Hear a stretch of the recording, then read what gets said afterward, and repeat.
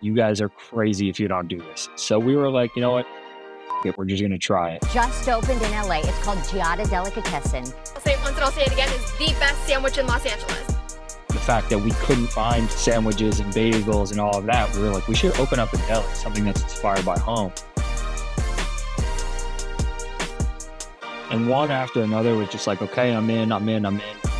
When you start a business like this, there's just so many unknowns. It's like, how do I... This is our deli. We just opened 4 minutes ago. Truth be told, you kind of just take a shot and hope that it hits and go from there. Were there any real hurdles that you felt like you could not get over? Ooh, that's hard. For us, I think the number one was... Hey everyone, I'm Joe Strain and this is the JoyRush podcast. Today we're joined by entrepreneur and co-founder of Ggiata Delicatessen, Max Bahramipour. Ggiata is an Italian-style deli inspired by traditional East Coast neighborhood delis.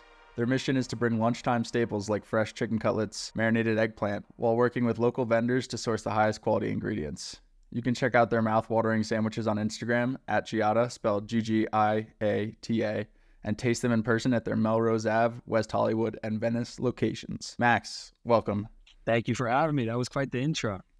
Hey, thank you very much. You guys are doing great stuff, so you deserve nothing but the best. Before we get started, let me get a quick plug in. I want the people to know about these mouth-watering sandwiches. So if only one sandwich can survive the menu at Ggiata, what are you picking? Okay, that's a hard question. For me, the number one sandwich is actually a vegetarian sandwich named after my mom called the Lori. Nice. Which is like, it's garlic aioli, fried eggplant, roasted red peppers, broccolini, balsamic glaze, mozzarella. But the number one sandwich the customers usually go towards is the spicy fee, which is like a classic chicken parm, but we add spicy vodka sauce with pesto. So that's like our number one seller at the store. Perfect. That sounds so good. Last weekend I was inspired after we texted and got this on the books. I was coming out of like my Orange Theory class, grocery store right across the street. I was like, I'm making chicken cutlet sandwiches this weekend. So I bought like 4 ciabatta buns. I was looking for some sesame buns because I see that that's what you guys are using. Made some chicken cutlets and some pesto with like a Calabrian chili kind of sauce, but it was missing a little moisture. So I think that vodka sauce could be a good addition. That sounds good. There's nothing like it out in Utah. So it was a real uplifting taste after, they don't do bagels out here and they don't do sandwiches that great. So it's like a lot of home cooking. And I'm glad we're having this conversation because everything that I'm going to reference, because I don't know, for people who do listen to this, we grew up on the same street. So we really are like neighbors and really know a lot of the delis. We probably grew up going to the same delis, same bagel places, all of that kind of stuff. Yeah. So there's a lack of that all over the country. Dude, even at the beginning of the year, like still figuring out, I think it was like in April or something, but I was looking on leasing websites in the Salt Lake area and I saw this spot near the U campus and I was just like, it's a lot to take on. Like I want to dive more into your story, but it's like going from making sandwiches into your kitchen to like a full-on operation where you have people relying not only like salaried employees, but then every single day you have a responsibility to the community as well as yourself to keep going. And it's like the grind, just as soon as you kind of open that floodgate, it doesn't stop. Yeah. So yeah, that's been the biggest learning curve for us, I think, as a whole, is like, it starts with a fun idea. And then once it's a real business, it's like, holy shit, this is we're closed 3 days a year total. So it's like, now you gotta figure out operating the thing for the entire year and years to come. So that's the interesting part. Yeah, I think. But you should do it. Utah probably needs it. You should just jump into it and go. Oh, I know. I feel like this conversation is definitely going to have me thinking more about it. So I'm glad that we're having it too. But if I don't do it, perfect opportunity for a franchising that sounds plan. good to me. I like that. Now, to give a quick background, I just wanted to talk about the first year of the growth of Ggiata because I was going through your Instagram, kind of just analyzing the growth and kind of the story from the grid. In March of 2020, you guys posted your first Instagram announcing the first sandwich, the Don Pepe. So I imagine that there was conversations around dinner tables and either home or in LA of just like, man, we got to do this, or maybe even some prototypes happened. What's the start of the timeline feel like before I keep going down it? Yeah, I'm gonna run it all the way back and try to get everything as close to correct as I can with dates. But long story short, I'll give you just like the whole origin story is we grew up in Montclair, and basically after college, I went to college in New York City. After school, my entire friend group from high school decided like, let's move to Los Angeles. And one after another was just like, okay, I'm in. Everybody was kind of spread out all over the country. We had my friend Jack was in San Francisco. Noah was in Boston. I was in New York. Gabe was already here in California. Sam was also in New York. So everyone was kind of like all over the map. And then next thing you know, we actually put it together and we found a place and we're like, we're doing it. So we moved to LA. Fast forward like, a year, COVID was hit. And we all were kind of just throwing around these different ideas of like, shit, if everyone loses their job, what are things that we would like to do? And at that point, the fact that we couldn't find a similar experience to what you had, we couldn't find sandwiches and bagels and all of that. We were like, we should open up a deli, something that's inspired by home. And then, a week or two passed. And next thing you know, we're like, wow, maybe we should really try to do that. So we kind of started putting together some recipes, taking some inspiration from things at home and starting to like actually see if this is legit. And then you'll actually love this. We ended up flying Gerard he was originally at Watchung Deli, and then he was at Belgiumines. And we ended up flying him here to LA and like convincing him on the idea and basically being like, can you come try all of the delis and tell us if we're fucking crazy for the idea of wanting to open a deli or if this is actually something smart? And he came here and he tried all this food and he was like, you guys are crazy if you don't do this. So we were like, you know what? Fuck it. We're just going to try it. So in March of 2020, after a bunch of like doing some friends and family research and development, trying some sandwiches, we ended up signing on a cloud kitchen, which is like, for people who don't know, it's basically for pickup and delivery only, but there's no customer experience. It's almost like a warehouse with a bunch of small kitchens for people to be able to like pop up restaurants with like less money. And it was honestly the perfect opportunity for us. So that March 2020, we pretty much were like, that was our first day in the cloud kitchen. And we kind of just, put together kind of a makeshift menu and had no real idea what we were doing, but we're just like, let's go for it and try it. And that's kind of the start right there. Just hit go. I love that. Yeah, I mean, the idea of a cloud kitchen, like being almost the perfect playground to test out an idea. You don't have to go brick and mortar out of the gate. There's not like a leasing commit. I mean, I'm sure there was some type of commitment, but it's like taking away some of the major steps that I feel like a lot of businesses would have had in the beginning that would really stop you from trying something that feels crazy in the moment. 100%. We quickly realized it didn't actually make financial sense to be there, but it was like the perfect kickoff point for us to be like, will this concept actually gain some traction or is it just imaginary in our head? That's awesome. So you guys do the soft launch. And is that like the timeline in terms of when it's actually kicking off? Is that like early May in terms of delivering sandwiches strictly from the cloud kitchen? So that first post, and now I'm trying to remember if it was March 2020 and we posted that Don Pepe, I think it was May of 2020 that we ended up actually getting going. Now I feel crazy that I don't remember the exact dates, but it was around that summertime where we were like really hit go and started actually processing orders out of that facility. Dude, that's awesome. Yeah, it feels kind of crazy. It feels like so long ago. And the branding feels so, I don't know, like that it just feels perfect. It's like it really encompasses what like a modern LA Italian deli say. Like it's just so crisp and clean, and it's fun and playful, especially the text and the colors. How did you guys go about designing a brand around this, and like what was conceptualizing like in terms of building the brand and the identity and then the menu? Like what was the process creatively? So it's really interesting. Actually, it one of my best friends that I went to college, he's my college roommate. He's a very successful now person in advertising and branding, and he's always been one of the most creatively gifted people I've met. So when we first got going with this, I called him, and like he was like, I'm jumping on a plane and I'm going to come to LA, and we literally like took over my room. I'll have to send you a picture. It's pretty hilarious, but we just ended up kind of just like jumping into a million different ideas and taping it to a wall and seeing what stuck.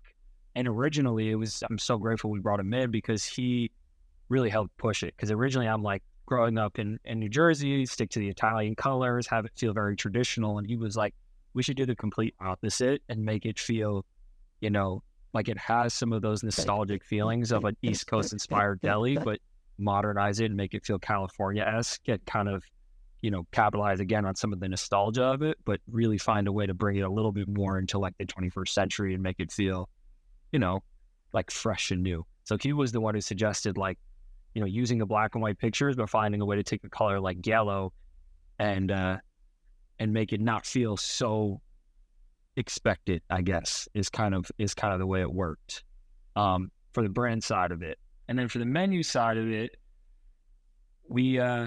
I got very fortunate because we did this with like a bunch of different people. So like it was originally when we started, it was me, Noah, Jack Bible, and Jack Wells. Jack Wells is the guy who handled all the creative stuff, who ended up, he's on a different job now in Europe. But Noah was the one who kind of spearheaded a lot of the menu development. So Noah took a bunch of different shit that he ended up loving from New Jersey, inspiration like from places like that, and trying to tweak it. He really kind of like spearheaded taking on a lot of the menu side of things. Got it.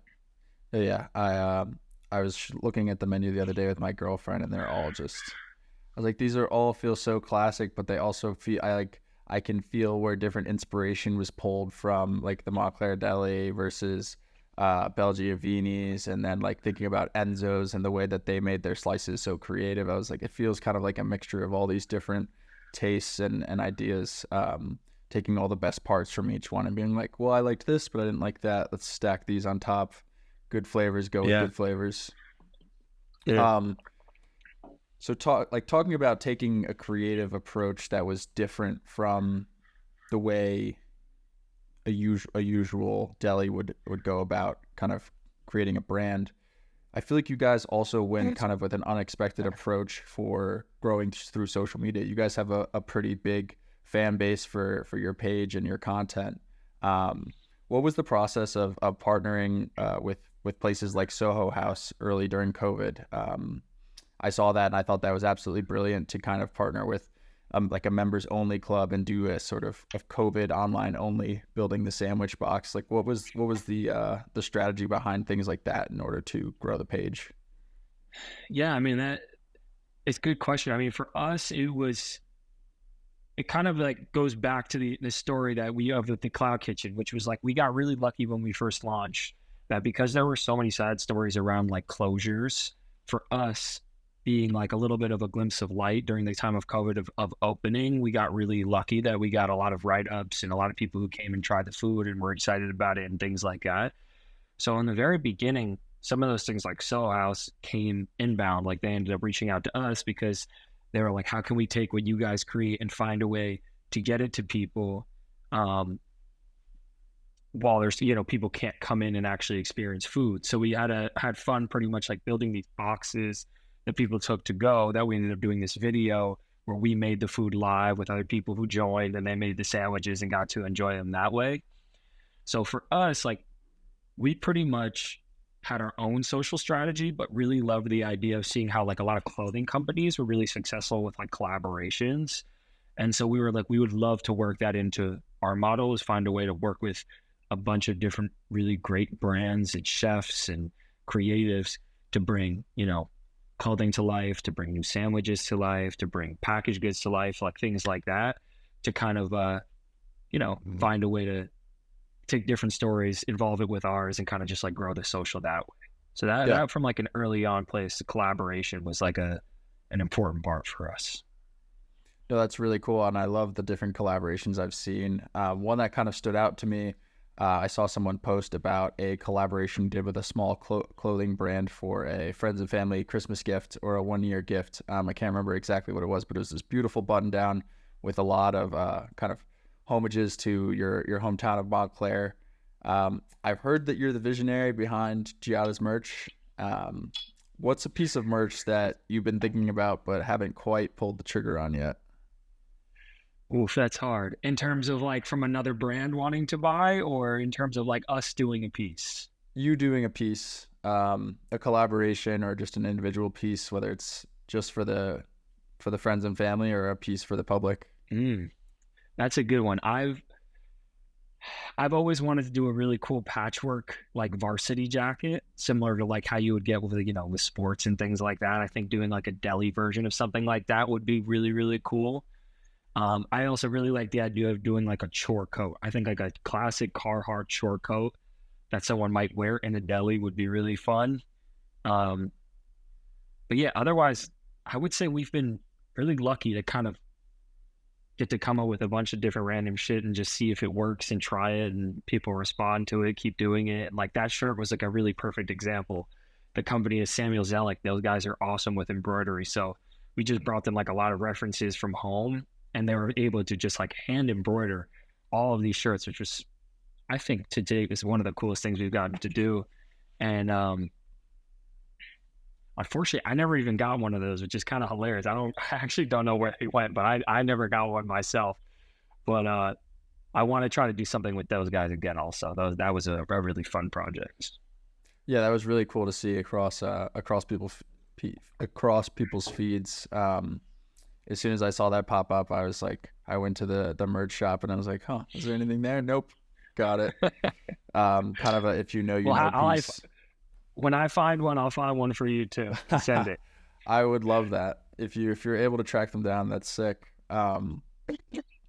Yeah, that was such a cool idea to see, and just the homages to the 973. Yeah.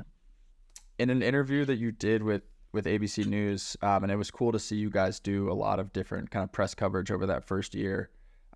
You said you talked about wanting to become a fixture in your neighborhoods, similar to the fixtures you know and love from the Montclair area. Considering that you've fulfilled that goal and become a fixture in multiple locations in the LA area, what kind of advice or guidance can you offer to someone looking to instill a similar sense of community with their restaurant or shop? Another great question. I think for me, it just had so much to do with, like, again, referencing places that I felt that way growing up about. Like Washong Deli is the first one that comes to mind for me. And I know you remember with sports and all of that stuff too. It was just like, it was such a fixture in the community. It was like every weekend would come around and you'd either be there or you'd be at Hot Bagels Abroad and doing, you know, seeing the same faces and kind of doing the same thing. So I think for us, it was really important when we entered neighborhoods to just make sure that we remember people coming in and remember names. And I feel like there's so many brands nowadays who kind of just like enter neighborhoods without understanding the history of them or ever really trying to be a part of the neighborhood. They just come there and hope that people come.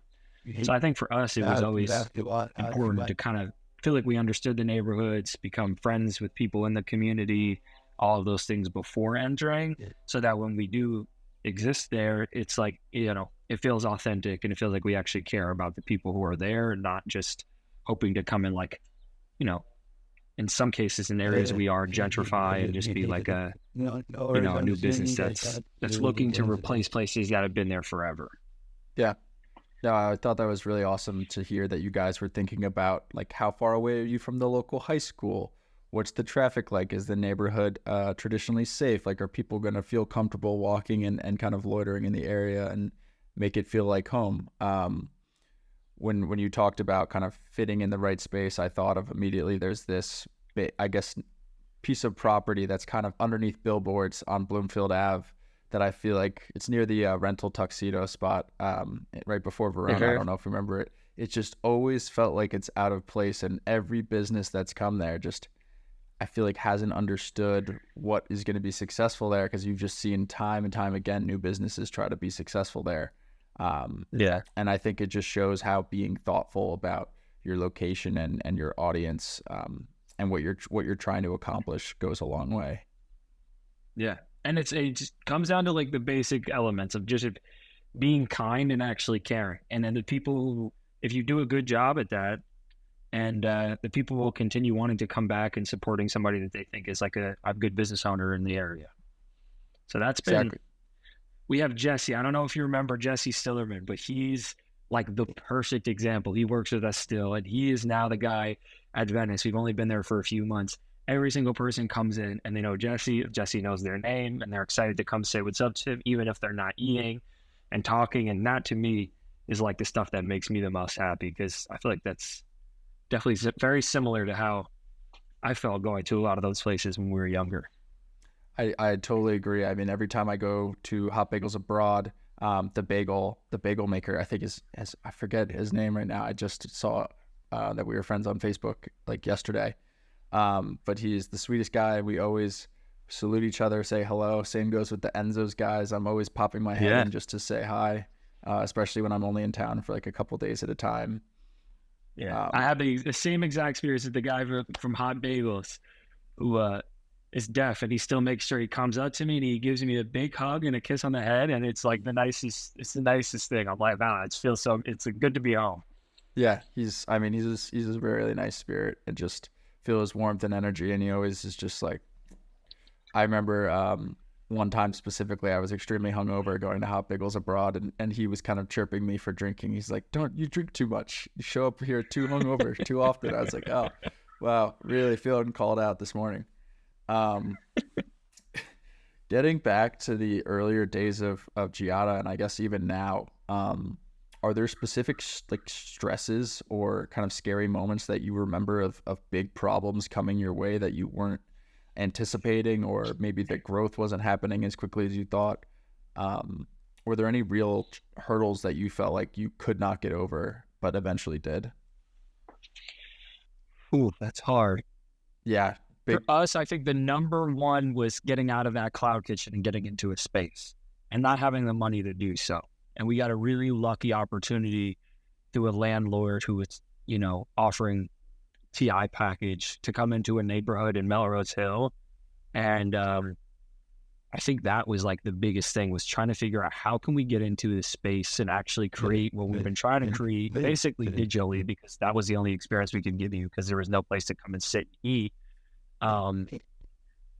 Basically like how we could make that transition. I think that was the number one. And then the number two for me, and it still always scares me as we continue to grow, is like, I feel very responsible for every person who works with us, and feeling like, how important it is to continue being successful, to make sure that these people can continue making money and having a job, and we can continue, making that be a reality. So I think those are like the two biggest things for me that have been, the first one being like, how the fuck are we actually going to make this work in a real physical space? And the second one being, how can we continue just to basically have all of these employees and make sure that they can make a great. That's been like the two biggest for me. It's like almost now that like, all right, it worked. Now what?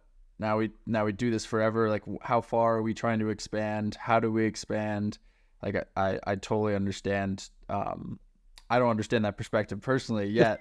But I totally can see it happening from, I feel like every entrepreneur standpoint is like, you work so hard to build this baby, and then you get it up to speed, and you're like, all right, now it's got to keep running. Like, how are we, what else are we going to do with it? What's our plan for it? Do we need to have a plan? And just kind of the responsibility to feed and grow it. It's more than just an idea. Now it's like fully operational. Yeah. Yeah, it's been that, and it's another one, like you said, has been expanding. It's like, it feels like when you start a business like this, there's just so many unknowns. It's like, how do we expand and do it thoughtfully and enter neighborhoods that we're excited to be in, and not oversaturate it, make the business not feel as exciting. So there's just like all of those what ifs and questions, where again, having other business partners has been really helpful, because you kind of, lean on them, and you, truth be told, you kind of just take a shot and hope that it hits and go from there. And that's really just been how we've operated up to this point. Are you guys planning on being a California only business for the time being? For the time being, yeah. I think just with us, still having so much to learn with all of this supply chain stuff and commissary kitchens and XYZ, I think for us, knowing that the restaurants are pretty close and accessible for the next few is probably where we'll stay. Awesome. I know I gotta get back out to LA and get another. I see you guys are you doing any like specials for Thanksgiving? I know Milburn Deli Yes. has the gobbler. I saw you guys posting like a pumpkin pie today. So you're doing some specials? Yeah. We're doing a bunch of dessert. We have a wonderful pastry chef named Christy who's doing a bunch of dessert specials. So we have a few pies, we have cakes. We're doing a Thanksgiving sandwich also that we'll post. I think we're supposed to post it top of next week. So we definitely have some Thanksgiving specials coming. Awesome. Yeah, top of next week. What's the sandwich gonna be called? Should be going out next week. It might have to be a take on the gobbler. I know we did one where it was called the gobbler. So that's a good question. I don't know if Noah switched the name on it, but it's probably going to be the gobbler. I mean, it's just so good, especially if you get that little horn. I don't know who runs the social media, especially early on, but I saw them when they were posting about you. They said Max Bahramipour, world's first Persian-Italian-Vegetarian deli co-owner. You're a rare breed. Do you have any ideas or pieces of wisdom that you've picked up through your journey that you can share with someone who is just about to start a similar journey of their own? You have so many great questions. For me, I would say just get into it and go and figure it out on the fly. And I think there's so many people who take a lot of time to try to kind of like plan it all out and think that they need to have this like, exact plan of what's going to happen and a 10-year plan and a 15-year plan. I think some of those things are good and smart to do, but there's been so many things that have kind of come my way in the process that I could have never guessed or expected, or if I wrote out a plan, it would have been completely different. So I think for me, it's been, work really hard, but if you have a plan, kind of, be willing to, be on your toes and know that it's going to change, but kind of just jump into it and go and learn on the fly. And I think with anything you do, you got to kind of just be willing to go for it. And if it doesn't work out, be okay with that. And if it works out and there's a lot of things that come from it, great. Try to just keep it going. So I'd say for me, that's probably my best piece of advice. Not that I'm necessarily the guy to come to for advice. I would say I kind of just like go with it. But I feel like anyone giving advice always is like, this is the wisdom I can offer, but maybe someone else is better to give the wisdom. And I feel like everyone's got some wisdom to offer. It's just how you take that and apply it to your own life. Yeah. We grew up on the same street. Did the Max that I know at that age ever dream of opening up a sandwich shop, or that idea just purely fell on your lap? I always dreamt of being my own boss. I don't know if it was in the form of a sandwich shop, but I think I knew from an early age I probably wouldn't have been the best at working for somebody. So I've always loved food. So I know I had a dream of owning a restaurant, but I don't think it would have been a deli if you asked me 15 years ago. I had a perfect follow-up. And then it's just, the ideas, they do. Oh yeah. I was talking to my friend Ian Compton last week. It was on the podcast I just put out this week. Were there any signs from the universe that you kind of saw back before 2020 that kind of led you to this direction, or any doors that closed on you that you maybe felt like pushed you towards this direction? Yes, definitely. I think it kind of just all came together at the right time. I was attempting to be entrepreneurial. I tried to start a clothing brand that, it worked, but it wasn't working in the way I needed it to like, really support my lifestyle and all of those kind of things. And then this kind of came about and it just felt right. I was like, it's with my friends, which I know a lot of times people say don't do that, but for me, just something that felt right about doing it with people I knew and trust and grew up with and knew their families and all of that. And I think this, I don't know if this would necessarily count as a sign from the universe, but I think the fact that my family was super supportive and being like, you should do this, felt like gave me what I needed to be like, let's do it and actually try to continue the idea of being an entrepreneur. So I think that for me was the sign of the universe, is that it was with friends that I consider family, and my family were the ones pushing me to just go forward and do it. That's awesome. That's always the best environment to like put your head down to, and to have your, not only your friends being a part of this journey that you're on, but have family being like, you could totally do this. You just got to put your mind to it and get it done. Yeah. I keep having these great questions in the middle of the conversation. I'm trying to. No, don't be hard on yourself. You've hit me with like a million great questions. No, thank you. Oh yeah, that's where I wanted to go. You're living a different life than you are in New York, and your role has probably changed a lot in the past year from day to day being at the shop. What is kind of like what is your daily life like at the moment, and comparatively, what is like your perfect day like that you're trying to shoot for? Or are you kind of living your perfect day already?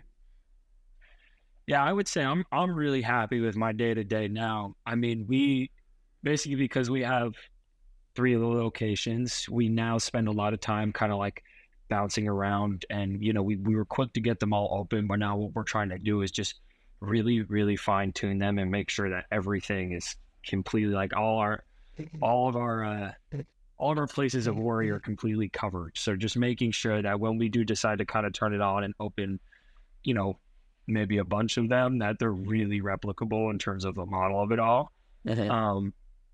But for me, I kind of had all the build out of the restaurants. So like the design and build of the spaces. So for me, my favorite time is when we're opening up a new place and getting to kind of just start coming up with the ideas of what we should do with it. So I don't know if I'm saying this too early or not, but we recently signed on a 4th location. So we are in the process of getting going on that one. So I'm kind of right now starting to live my perfect day. So I spend a lot of time over there coming up with some of the ideas of what we'll do. But I would say, yeah, right now I think I'm kind of living the perfect day.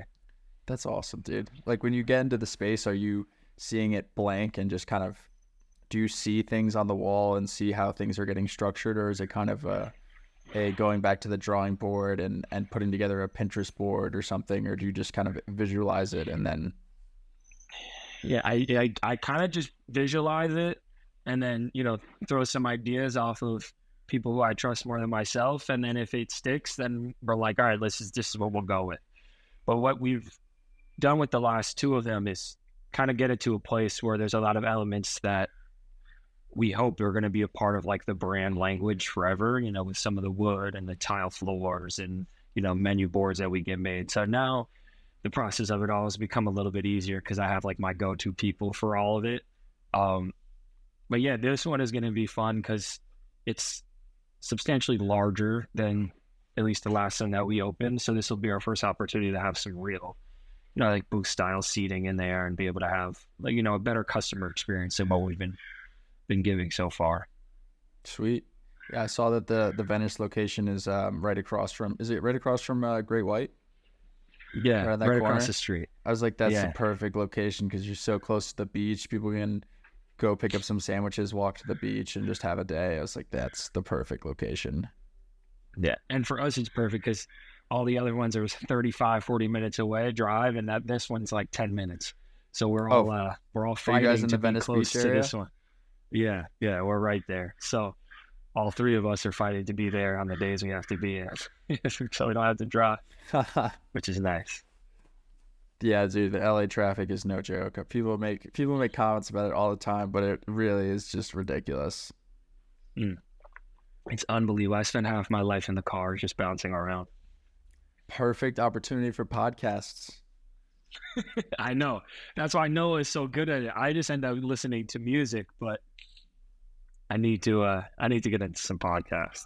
But also with the music, it's like you got to have a balance of both because it gives you free time to kind of think creatively and drift off. You don't have to like stay focused and hit reverse on the podcast if you like spaced out for a second and you have no idea what's going on. Yeah. I spend so much time on my phone. Also, so much of that time in the car is like my opportunity to. I do a lot of Zooms from the car, which probably isn't the safest, but it's usually where I'm at taking them. So I feel like most of the time it's either music or I'm on the phone. Yeah, I feel like if it's not a job interview and you're pretty comfortable in whatever position of work or responsibility you're in, it's taking a Zoom from the car is fine as long as you're not typing. Yeah, exactly. I had a question for you for my own purposes. Do you have any advice for me as someone who's looking to grow a brand specifically around a podcast and talking to people who are doing what they love? My kind of idea with the podcast was to eventually help other people figure out their passion and help them find a way to fulfill that, whether it's with kind of growing a brand on social media or even just figuring out how to document their process and their art. It's something that I'm still kind of working through as I have these conversations. But as someone who has developed their own brand, do you have any advice for me? I think that being really persistent and consistent, like if you're deciding to do the podcast once a week on Tuesdays, like no matter what it takes, just be really consistent with it.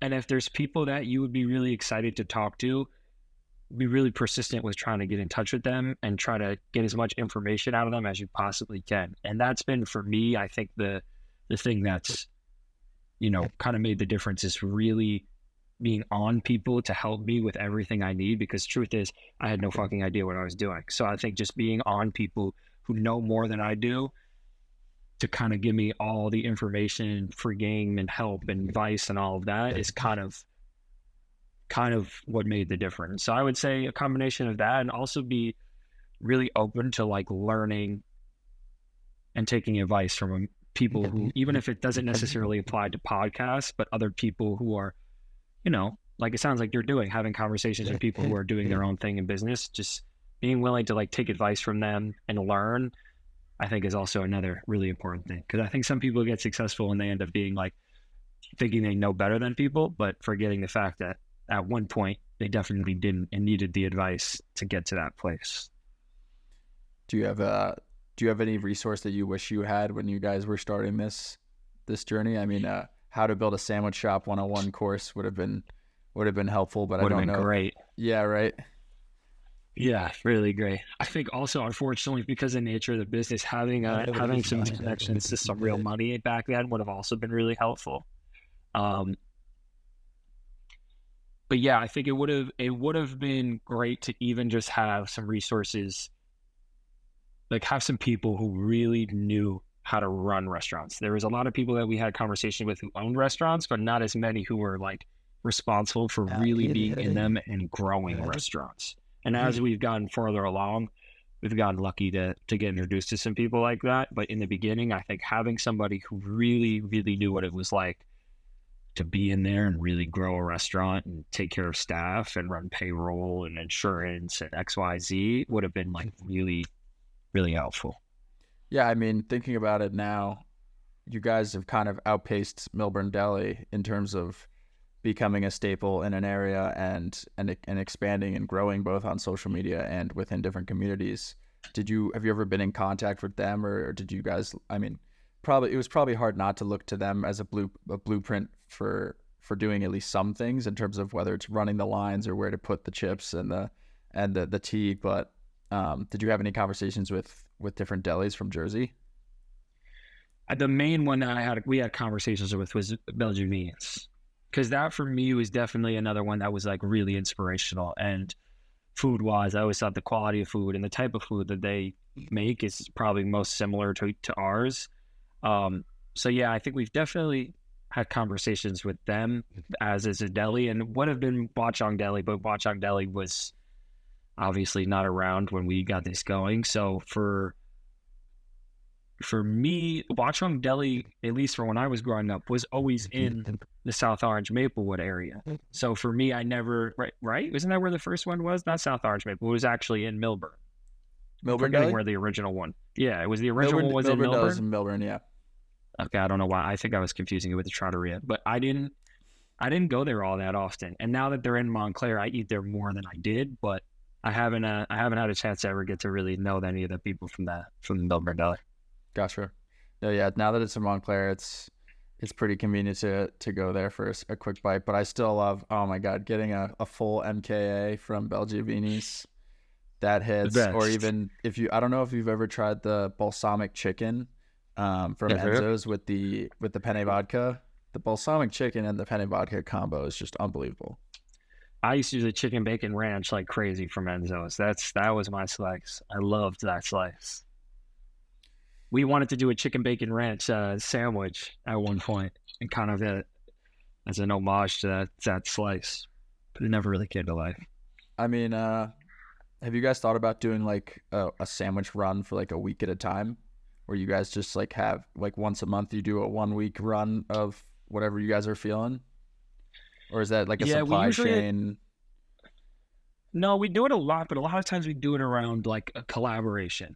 Like we've done like a collab with Ggiata de Laurentiis, and like we did a focaccia sandwich with some of our product on there. Yeah, like exactly like the John Ham sandwich. That was fun. We got to do that. We did a sandwich. He's a YouTube guy. His name is Joshua Weissman. Like we did a sandwich with him that was on the menu for, I think that one was 2 weeks. But we like to do specials around like collabs with people like that, which is always fun for us. And we're trying to, this upcoming year, do more of it in-house. But we always felt like that was a cool way, going back to the social thing, to tie it into like, make a cool video or do a cool post to somebody else, and now have that person's audience kind of tapped in with our audience. And it's kind of like a good crossover. Yeah, I see that there's a lot of kind of, Gary Vee was talking about a lot of different crossover pollination kind of branding strategies, especially with the Taylor Swift, Travis Kelce. He's like, I mean, look at that as a great opportunity and a great like case study for what it looks like when two brands come together, and you just have the easy awareness, and then you get access to new potential customers. 100%.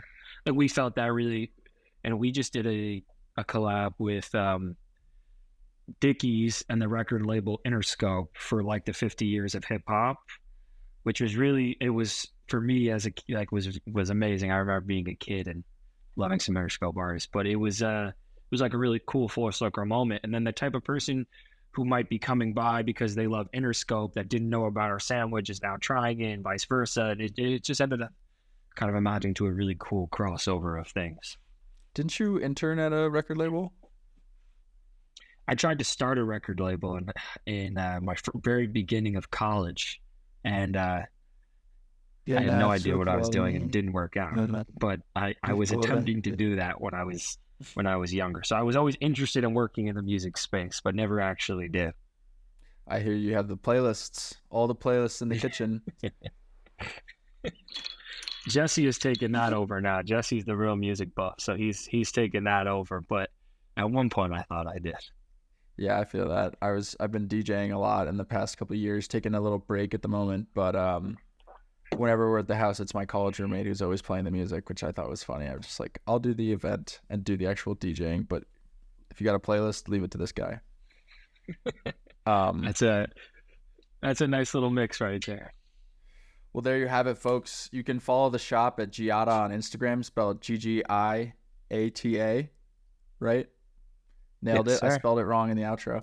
And you can order their sandwiches directly from their website, Ggiata.com, with delivery servicing the Los Angeles, West Hollywood, and Venice areas. Max Bahramipour, thanks so much for jumping on the show. Thank you for having me.